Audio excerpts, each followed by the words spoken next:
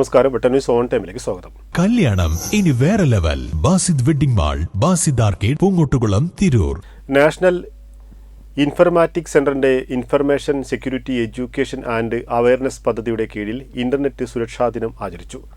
Malappuram civil സ്റ്റേഷനിലെ IT school ഹാളിൽ നടന്ന സെമിനാർ ADM NM മെഹ്റലി ഉദ്ഘാടനം ചെയ്തു. Trendy and customise collection, best in budget. തെയ്യമ്പാട്ടിൽ പോലൊരു ഓപ്ഷൻ വേറെ ഇല്ല.